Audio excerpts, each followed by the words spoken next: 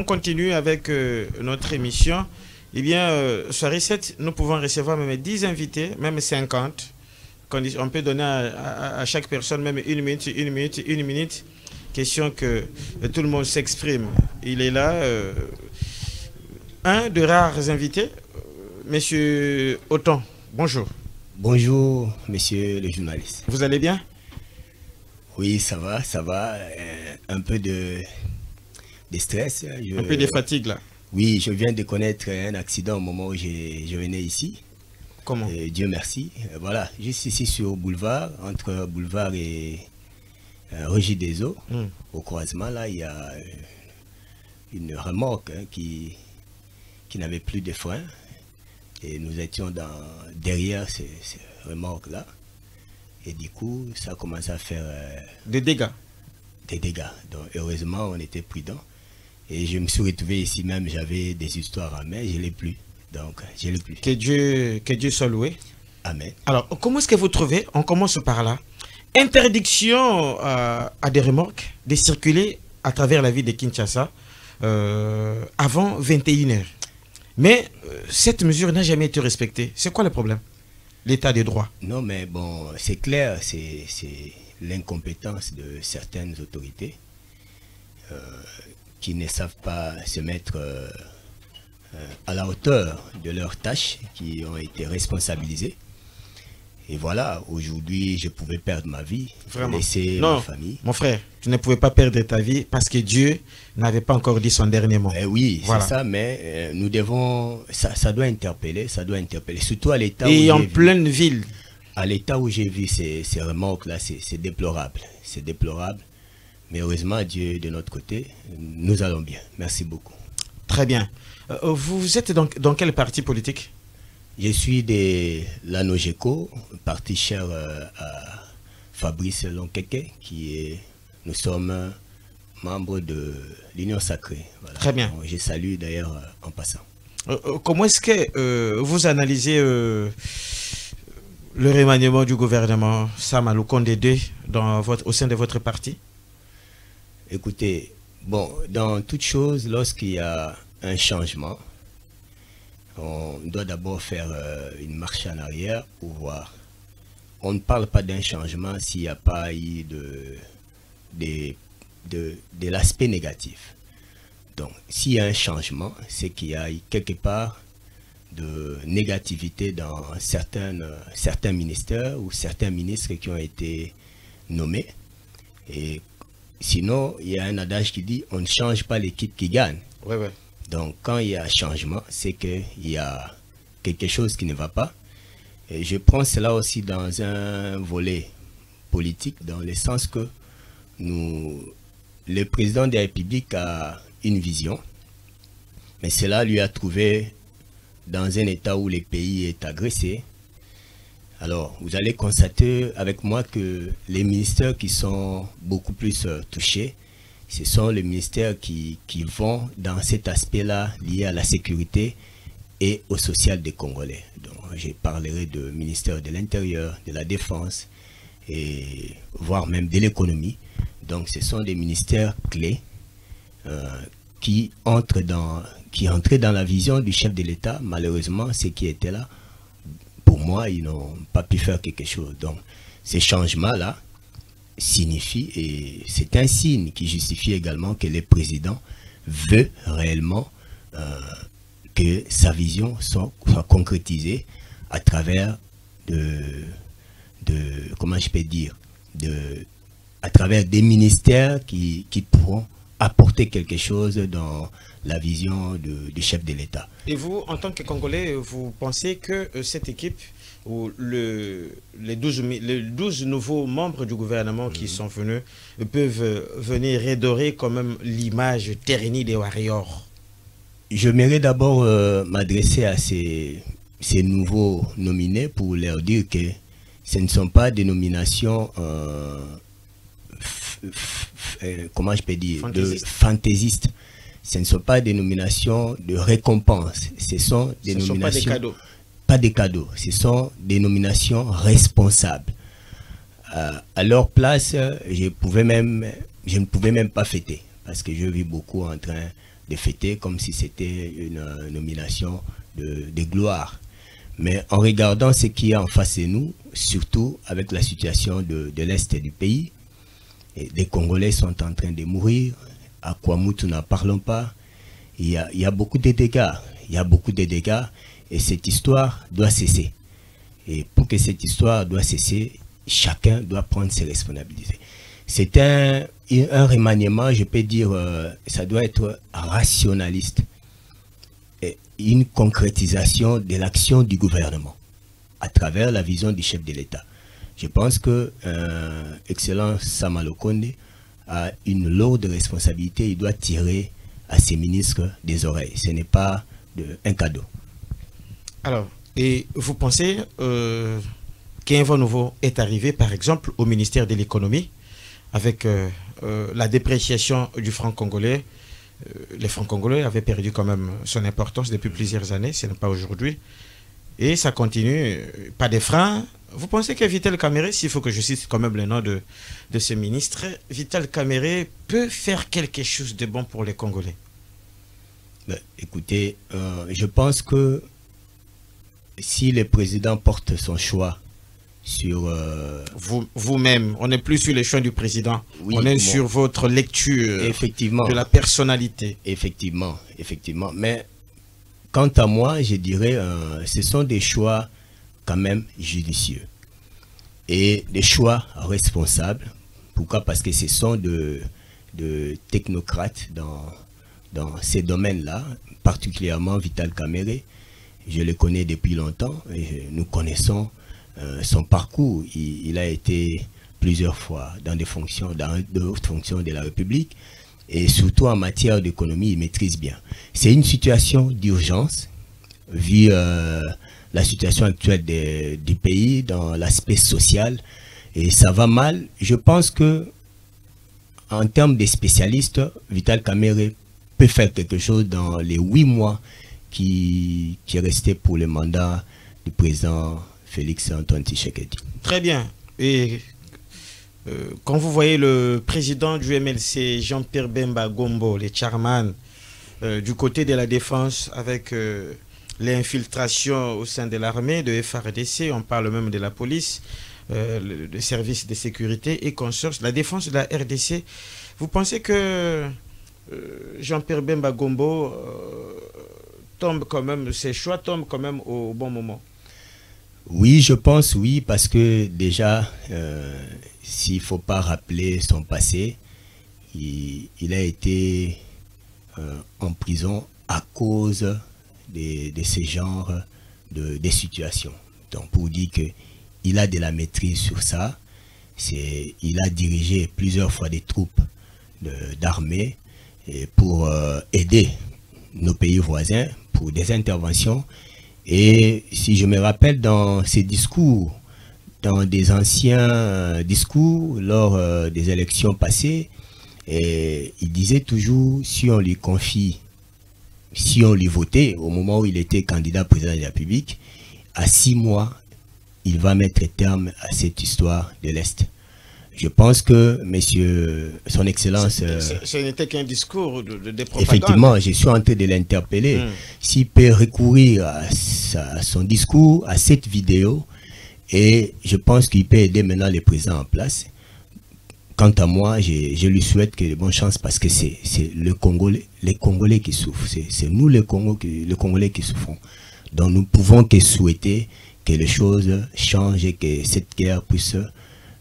finir, voilà. Peter Kazadi au ministère de l'Intérieur, donc VPM chargé de l'Intérieur, la police indisciplinée, tracasserie tous les jours, tous les ans et partout, les PCR, comme ils m'ont appelé la police des roulages, des crimes tous les jours, ils créent même des accidents de circulation, ils occasionnent des accidents, ils rançonnent les chauffeurs, les montards et consorts, le Wewa. C'est une désolation. Si vous allez du côté de Kimbanseki, il y a beaucoup de gens de Kimbanseki qui nous suivent maintenant. Ils savent qu'il y a beaucoup de dérapages commis par ceux qu'on appelle les polices. Ce n'est pas des Oudjana. Et tous les jours, il y a beaucoup de choses à refaire. Du côté de l'intérieur, quand vous faites la lecture, Peter Kazadi, homme de la situation? Je ne sais pas si vous les connaissez. Hein? Si, voilà. Je peux dire, au niveau de la police, c'est là où il y a d'ailleurs à boire et à manger. C'est la chanson de tous les jours. C'est la chanson de tous les jours. L'insécurité qui bat son plein. Et il y a des coins où vous ne pouvez même pas aller. Actuellement, il y a des coins. Je vis à Makala une fois. Il y a un quartier où un quartier resté vide. Hein? Une bande de Koulouna a pris tout un quartier en otage. Oh les gens ne sont plus. Donc les gens ont abandonné leur maison. Donc c'est une histoire triste. Nous ne sommes pas à 1000 km de la capitale. Quoi. Imaginez, donc c'est une histoire. Les jours où j'avais vu ces histoires, j'ai compris que il n'y a rien là, la police. Il n'y a rien du tout. Et pour ne pas citer que cela, dans certains coins, vous ne pouvez même pas arriver à 20h, vous avez des problèmes. Il faut arriver à 19h. Et en dehors de ça, tout ça aussi, c'est parce qu'il n'y a pas d'électricité, il n'y a pas de courant, il y a le noir partout. Ça va de pair. Donc, d'un côté, la SNEL ne rend pas la population service et ça entre aussi dans l'insécurité. Les mêmes militaires ou soldats qui pouvaient être comme un abri pour la nation. Quand quelqu'un à l'époque, vous voyez un policier, vous sentez dans l'abri. Oui. Mais aujourd'hui, c'est le contraire. C'est le contraire. Quand vous voyez un policier, vous dites non, je suis en danger. Est-ce qu'on ne va pas m'arracher mon téléphone? Je vous dis, moi j'ai été victime plusieurs fois. J'ai été une fois, je suis rentré tard quand j'habitais Mongafula. Je rentrais tard, je me dis qu'à 7h moi-même je ne saurais pas. Je me suis allé me présenter dans un poste de la police pour qu'un agent m'accompagne et on me demande de l'argent pour m'accompagner jusqu'à chez moi. Je me suis dit, bon, soit je dors ici. Donc, comprenez un peu, je me sentais dans l'insécurité. Donc, c'est une situation où je profite de l'occasion pour dire à son excellence Peter Kazadi, là, il y a beaucoup à faire, beaucoup à faire. La réforme, non seulement dans l'aspect technologique, mais la réforme dans l'aspect mental. Donc, on doit réformer le mental. On ramasse n'importe qui. La plupart de ces policiers-là sont des Koulouna. Ce sont des gens qui... Une parenthèse, mais pourquoi les Kinois ne veulent pas servir le pays dans les rangs de la police? Non, parce que la police est très peu, il y a trop peu d'éléments de la police. Non, parce qu'on ne valorise pas cette police-là. Or, sous d'autres cieux, j'ai été en contact avec des policiers, même de Brazzaville ici. Non, il n'y a pas match. Il n'y a pas match. On ne valorise pas cette police-là. Comment voulez-vous que quelqu'un finisse les universités puisse intégrer la police? Ça ne va pas marcher. Pourquoi pas? Aujourd'hui, quand vous regardez, il y a peu de policiers que vous voyez dans la rue là. Si vous leur demandez de faire un tour au commissariat général, il ne viendra jamais. Il n'est même pas connu. Vraiment? Il n'est pas connu. Donc, lui, son salaire, c'est lorsqu'il arrête les gens là. C'est ça son salaire. Il n'a pas un matricule, mais il a la tenue. C'est déplorable ce genre de situation. Et je peux vous dire, pour aller plus loin, même dans nos SIAT, quand vous allez... c'est comme des fonctionnaires. Il y a des fonctionnaires là qui n'ont des matricules, qui n'ont rien, mais on les envoie sur le terrain. Je vous dis, quand vous allez même dans certains SIAT ou porter plainte, même des OPJ qui n'ont pas des matricules. Comment voulez-vous un tel OPJ lorsque vous êtes offensé et puisse vous défendre? Il va vous demander que la commission, donc c'est déplorable. Donc là-bas, n'en parlons même pas. Il y a à boire et à manger. La logistique ne marchait pas. Vous allez voir un policier avec une tenue, je ne sais pas, comparé à... Je ne sais pas. Quelqu'un peut faire avec une seule tenue là, l'uniforme là, même 2 ans, même 3 ans. Oui, c'est déplorable. C'est seulement le... Et je me pose la question, ces gens sont formés. Est-ce qu'ils sont formés? D'abord, la formation physique. L'aptitude physique. Vraiment. Il y a un problème là.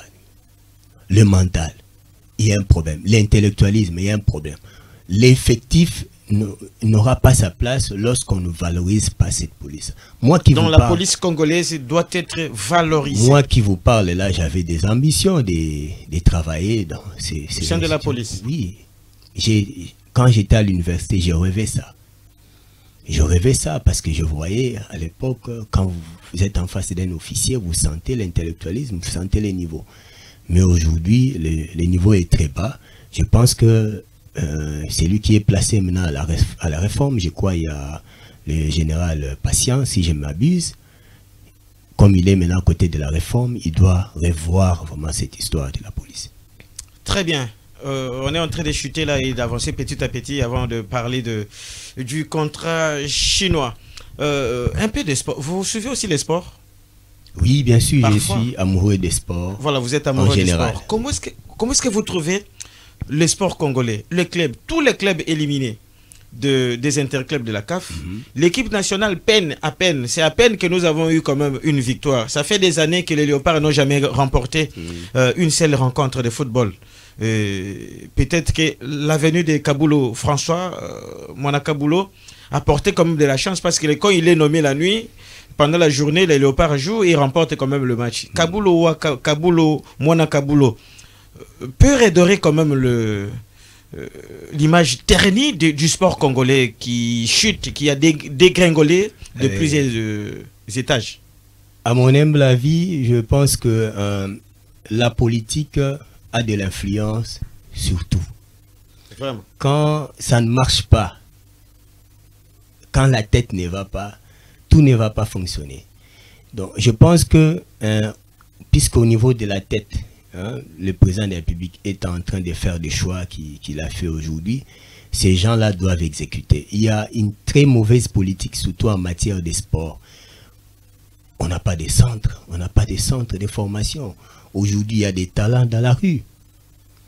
Des talents dans la rue. Le rare centre qui existe sont privés. Sont privés et ça coûte cher. Ça coûte cher. L'État congolais n'a pas de centre. Il y a des talents. Pour ne pas aller même dans la musique, restons dans les sports. Moi, je vous dis que je suis amoureux du foot. C'est chaque week-end que je regarde les sports. Mais aujourd'hui, là, où sont les terrains? Les infrastructures sportives posent problème. Il n'y en a pas. Les centres, il n'y en a pas. Des formations même de... Même les anciens joueurs, les gens qui ont fait la gloire de ces pays, ils sont abandonnés eux-mêmes. Ce sont eux qui devaient prendre peut-être ces responsabilités-là pour préparer. Nous avons perdu les Mamalé comme ça ici. Oui. Hein? Donc, on a perdu Emeka Mamalé est parti comme ça. Et il y a des Jean-Jacques Yemweni qui est devenu, je sais pas qui, si c'est chauffeur ou commerçant. Donc c'est terrible. Il y a un problème d'encadrement. Il y a un problème d'encadrement des talents. Les talents. Lofo Bongeli qui continue de jouer comme il y en a plein. Je sais où, comme ça avec les enfants. Il y en a beaucoup. Il y a un problème d'encadrement. Quand vous avez déjà un problème d'encadrement, c'est sous d'autres cieux, les talents sont découverts déjà dans des petites structures, dans les écoles, tout ce que vous voyez là. Mais aujourd'hui, quand vous allez même... C'est difficile d'aller même au stade. Moi, je sais pas, ça fait... Je sais plus en quelle année... Mais le stade n'est pas homologué. Vous avez parti faire quoi? Non, même quand c'était pas... Bon, quand ça fonctionnait. Mais aller au stade pour regarder quoi? Le judo, le boxe, tout ce que vous voyez là. J'ai souvent pitié quand je vois des sportifs s'entraîner au niveau du palais du peuple là. Ils sont abandonnés. Même les sports des handicapés. Ils n'ont même pas d'eau à boire. Des fois, quand je passe, j'ai pitié, je me dis, je laisse 5 000 francs pour qu'ils puissent acheter de l'eau. Ils sont abandonnés. Et pourtant, ces gens peuvent vivre de ces histoires. Aujourd'hui, quand on parle des Messi et tout ce qu'on voulait là. Mais ils vivent de leur talent. On dirait les trésors Mputu sont partis avec le football congolais. Donc, les trésors Mputu, les roues et consorts. Je vous dis que les trésors Mputu ont de la chance. Peut-être ils sont des étoiles spéciales. Sinon, avec la politique sportive congolaise... Si c'était aujourd'hui, là, on ne sait pas ça. Si ils allaient briller quoi? Je vous dis que ce sont des étoiles peut-être spéciales. Sinon, ça allait être catastrophique. Et vous voyez, Kabulo, notre confrère qui a abandonné le micro, il nous a laissé servir le pays. En tout cas, il était dans ces histoires, il connaissait, il faisait trop de critiques. Je crois qu'il s'y connaît. Alors... nous le laissons maintenant à la place et nous lui souhaitons bonne chance. Tout ce qu'il faisait comme critique aux autres, nous attendons quelque chose de bon de sa part. Nous pouvons il faut aussi avoir la même mise, hein, parce que tu peux être là, on te place, mais tu n'as pas le pouvoir de faire quoi que ce soit. Le pouvoir est limité. Ça, c'est ce que j'ai parlé de la politique maintenant sportive. Quand la fédération Pas de président, depuis que Constant Marie est parti. Des structures qui n'ont pas d'organisation. Les championnats locaux, on n'en parle pas. L'INAFoot arrêté, il faut même pas la phase aller n'a été terminée. Catastrophique. Il faut commencer par restructurer. Mais pour restructurer, il faut placer des gens qu'il faut à la place qu'il faut. Très bien. Contrat chinois, M. Jean Mwakadji, on dit quoi avec notre thématique là? Vous avez suivi, le chef de l'État parle, il faut révisionner. Hein, il faut revoir les contrats avec les Chinois qui devraient construire pour nous des écoles, des routes, des stades, des terrains et quoi sort, des hôpitaux. Mais, je ne sais pas pour une durée de 30 ans, je crois, mais apparemment, les Chinois nous ont trompés. Et du coup, le chef d'État se dit, il faut revoir. Il faut revoir. Est-ce que c'est une bonne décision? Oui, c'est une bonne décision parce que depuis que... Oui, les 5 minutes là, on peut avoir les sujets. Depuis que ce contrat a été signé, cet accord a été signé, nous pouvons constater qu'il n'y a rien n'est fait jusque-là. Mais pendant que ces gens-là, ils ont déjà leurs intérêts, ils bénéficient. Ils sont tentés de nous piller. Ils sont tentés de nous piller. Mais la réalisation, notre part à nous. Et puis le fond de ces contrats d'abord, le fond de ces contrats. Construction des écoles, construction des infrastructures, il n'y en a pas. Quelle est cette infrastructure-là qui a répondu aux attentes de ces contrats sinon? Il n'y en a pas. Donc je pense que cette décision est à louer. Ce n'est pas de la jalousie de la part du chef de l'État? Non, non, pas non plus. Pas non plus. C'est l'amour d'abord du pays. Il est en train de manifester l'amour. C'est cet esprit patriotisme, quand même. Nous ne pouvons pas rester comme ça. Non, nous sommes en retard en termes de développement. Il n'y a rien, nous sommes en retard. Je pense qu'il a raison de pouvoir penser à cette histoire de contrat. Que direz-vous à ceux qui pensent que non, le chef de l'État veut seulement chercher des problèmes aux acteurs de l'ancien régime, le président Joseph Kabila, le ministre qui était là, le Matata Ponyo, le Katumbi, tous ces gens qui dirigeaient encore à ces temps-là, qui régnaient quand même. Non, écoutez, les Moïse Kanga et consorts. C'est avant tout l'intérêt national.